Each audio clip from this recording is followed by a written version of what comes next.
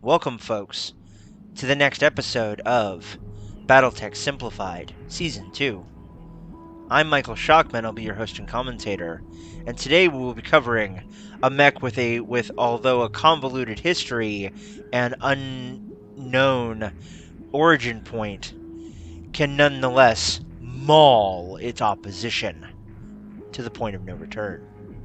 Today we will be covering the Mauler.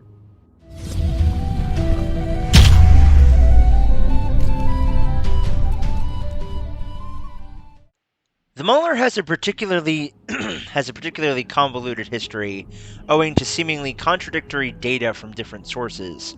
In initial reports, Comstar adept Merle Jimis suggested that the MAL-1R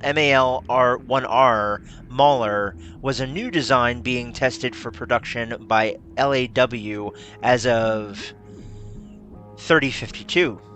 However, a subsequent Comstar document referred to Adept Jimis's earlier report as less than accurate, pointing out that while Adept Jimis was technically correct that it was a new mech, or at least it was treated as such by Luthian Armor Works, the design was in truth long past its Daboku prototype stage.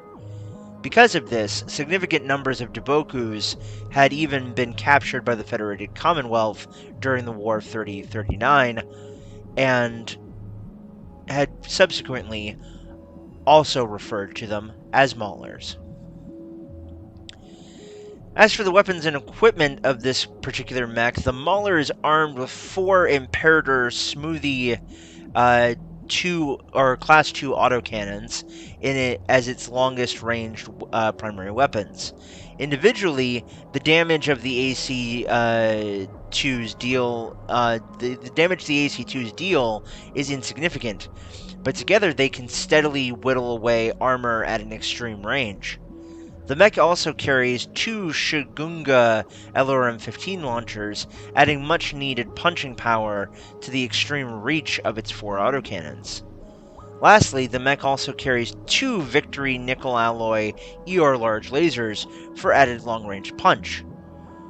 While the Mauler is outfitted with case in addition to protect its vulnerable ammunition bays, its heavily ballistic and missile-based weapons complement forces its reliance on secure supply lines to properly satiate its weaponry's voracious appetite for ammunition.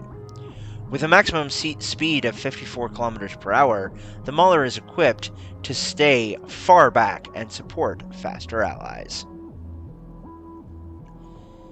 As for my personal feelings on the Mauler, folks, I have to say that after doing some research on this and realizing the sheer lack of information on it, I kind of feel, and also some of the contradictory data in terms of its equipment, considering that every single time I've used a Mauler in history, in my use of it, it doesn't use autocannon 2s, it uses LBX-10 autocannons or LBX-5s in quite a large amount.